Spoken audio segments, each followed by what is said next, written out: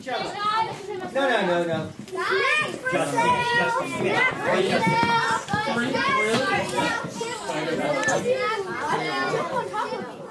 We developed the idea for the program in 2010 when we'd been looking for a way to get boys involved in an activity that would help them think about social emotional skills. And at that point we realized that creative activities would be a way into the conversation.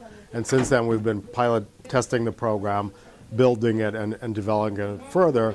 The idea is to bring together gender-specific youth development, social emotional learning, and creativity development in a way that allows boys to really examine in a fun, sort of interesting way what it means to be a boy and how to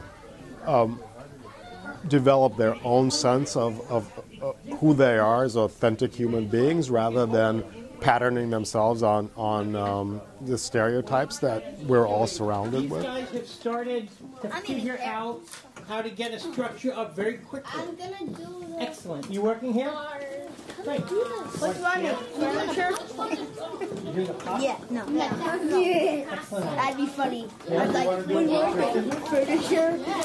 Okay, you need a chair? We invite the boy energy rather than trying to control it and really suppress it. Wait, I have an idea. I'll put a piece right here and connect it to here. Yeah, that's what I was gonna do. We're gonna do what? I'll show you. No, and it's like. What we've been really focusing on is the way that stereotypes affect our perception of ourselves. So there's the authentic self and there's the idealized self, and stereotypes really push us to create an idealized self out of notions that other people give to us about the way that we're supposed to feel, the way we're supposed to behave, what path in life we're supposed to choose. And that can be, especially for boys now, it's become very, very narrow. I think in a way, because of the women's movement, we've been more actively exploring these things, the way that they affect girls and women. I think that we are just starting to think about how they affect boys, and there's been a lot of concern about boys not thriving, especially in schools and generally in life. But for us, it really is about that divide between who I feel myself to be and who people and society are telling me I should be and what's allowed me.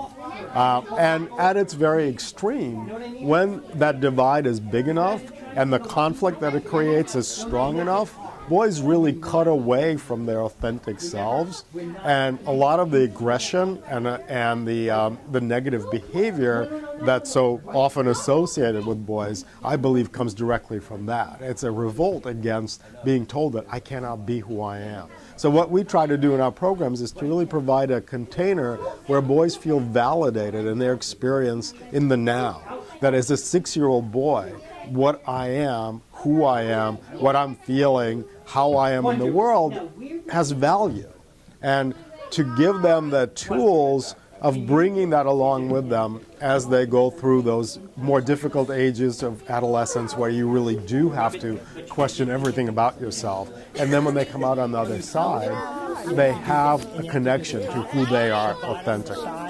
The front, the top, the middle, the inside, the outside, the corners. Okay, do it. We very much want the boys to feel like they are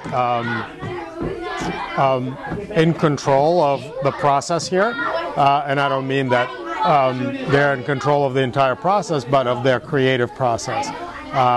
For us, the product is not nearly as important as the experience for the boys of really getting involved in the project and then tuning into what's happening for them emotionally as they're working. Okay, wait, that's not good.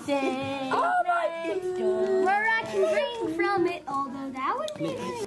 I drew a dragon because I like dragons. We have found that there's real understanding and demand of what we're trying to do. Educators and parents really see that boys are struggling in many ways, and they understand that in some way it's because the way that the educational system is set up doesn't suit boys' natural temperaments and energy. It's really thinking about how do gender stereotypes affect boys? What do we as individuals do about it? How do we start working to send different messages to our boys? What can we bring into their lives to help them deal with the messages that are restricting them?